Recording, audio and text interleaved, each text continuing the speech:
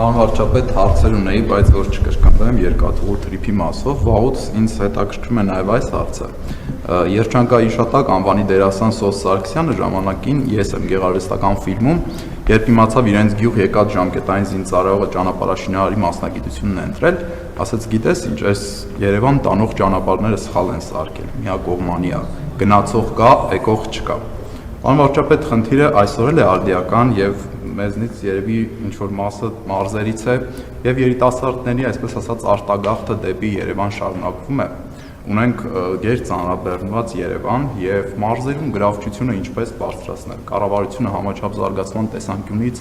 ինչ ծրագրեր է նախատեսում։ Գիտենք բնակարանների մասին, էլ ինչ անեն, որ երիտասարդը ավելի բարձր վարձատրվի եւ մնա մարզերում եւ ժամանակին հիշում եմ ինչ-որ նախարարություններ նույնիսկ մարզեր տանելու խոսակցություններ կային։ Շնորհակալություն։ Այդ մեր մտածողության ձևը, որ ինչ որ հարց լուծելու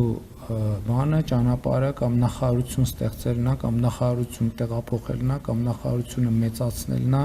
կամ հաստիկները ավելացնելն է, ոչ թե չի։ Մենք դա անում ենք, որովհետև այն գյուղում, որտեղ ճանապարհ չկա, երիտասարդը ինչի պետք է ապրի։ Երեք մենք գտնվում ենք Կոտայքի մարզի Աղավնաձոր գյուղում, որտեղ կառավարության գրանտով համաֆինանսավորմամբ ստեղծվել է երիտասարդական կենտրոն։ Այդպիսի տասնյակ կենտրոններ են ստեղծվել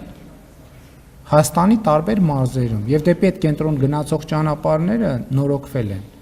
Մոտակայքում կառուցվել են մարզական հրապարակներ, խաղադաշտեր, նոր դպրոցներ, մանկապարտեզներ։ Երիտասարդը մարզում նստել սուրճ խմելու, քննարկում անելու հնարավորություն չունի։ Եվ այդ ծրագիրը իմ անձնական նախաձեռնությունն է, որ որպես մարզում ծնված մեծացած մարդ, ով գիտի, որ բանից այսպես ալկոհոլազերծ միջավայրեր, որտեղ մարդիկ ուղղակի կարող են նստել, քննարկել, չկա։ Դրա համար լոֆտի հետ համագործակցությամբ Մեղրիում, Վանաձորում, Իջևանում ստեղծվել են եւ Հրազդանում, Աղավնաձորում ասցի, Ապարանում գիտեմ, որ ստեղծվել են եւ հանրապետությունում ստեղծվում են մարզային կենտրոններ։ Այսօր ամբողջ հանրապետությունը ինտերնետ ունի, որովհետեւ երիտասարդը, որը գործունեություն է ծավալում մի խորունկ ձորում,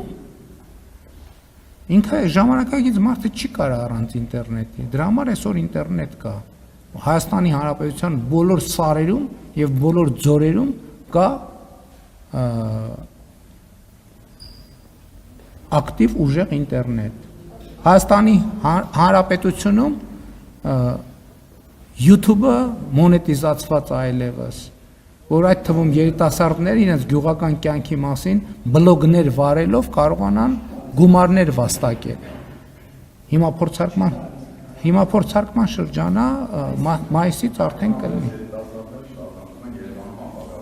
Այսինքն կներեք դա ումի process չի, 1000 ներողություն մեքենա վարում եք, հա։ Այսինքն դա մի process չի, որ արգելակես, հետո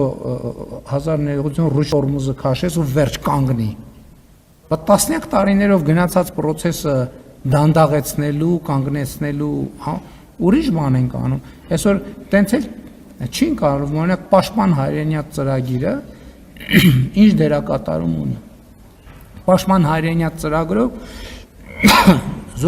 զորակոչիկը դառնում է պայմանագրային զինծառայող,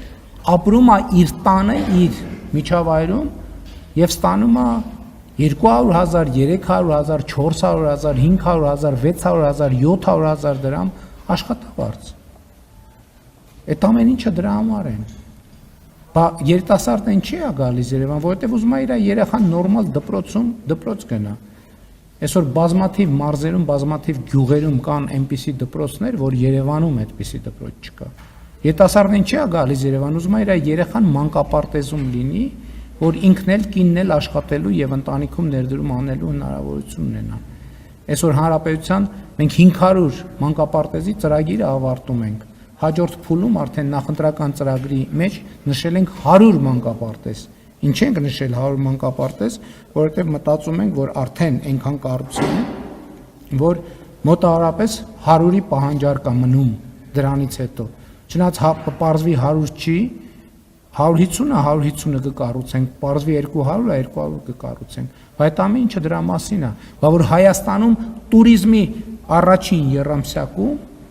Հայաստանում ներգնա տուրիստների բացարձակ պատմական ռեկորդ է գրանցվել, բայց դա ինչի մասին է, դա նրա մասին է, որ երիտասարդը իր գյուղում կարող է հնարավորություն ունի մի փոքր բիզնես դնել տուրիստական ոլորտի, տուրիզմը գրավիչ դարձնելու համար։ Իմ մայրենի գյուղը, ասեմ, Հաղարծին գյուղը, որ բազմաթիվ երիտասարդներ ինչ են անում։ Իրանց հին վիլիսները դզում են կամ նիվաները դզում են, փչում են, գույներով ներկում են եւ զբոսաշրջիկներին տան բարձրացնում են դիմաց սար, իջեցնում են եւ շատ ավելի մեծ գումարներ են աշխատում, քան նախկինում կարող էին անել փայտի հետ կապված կամ անտառահատման հետ կապված գործերով եւ այլն եւ այդպես շարունակ։ Երեք ես բան գյուղից Արա գյուղից նոր ավտոճանապարհով եկա հասա Բջնի։ Տասնյակ տուրիստական օբյեկտներ են նոր ձևավորվում, տասնյակ, որոնք շինարարության փուլում են, որոնց մի մասը կհասցնի այս սեզոնում բացվել, մյուս մասը չի հասցնի, բայց դա ինչի մասին է։ Դա երիտասարդների իրանց գյուղում ապրելու մասին է։ Ենոքավան գյուղում այսօր իմ արդեն հայրական գյուղում, Հաղարծինը մայրական կողմի գյուղն է։ Տասնյակ երիտասարդ ճանապարհը նախ գտնվում է փայլուն վիճակում, իր պատմության մեջ տենց ճանապարհ չի եղել, տասնյակ երիտասարդներ են այնտեղ աշխատում եւ ընդհակառակը այդ են դեպքն է, որ Երևանից են գնում աշխատանքի։ Օրինակ այնտեղի ռեզորտներում Երևանից հանրապետության տարբեր մարզերից աշխատող տասնյակ երիտասարդներ կան։ Եվ հետեւաբար էս էլ այն դեպքը, որ մեր ինֆորմացիաների իներցիոն է, ամբողջական չի։ Նոր հիշեցի, Ենոքավանում օրինակ տասնյակ մարդիկ կան, որ Երևանից են գնում, այնտեղ աշխատում։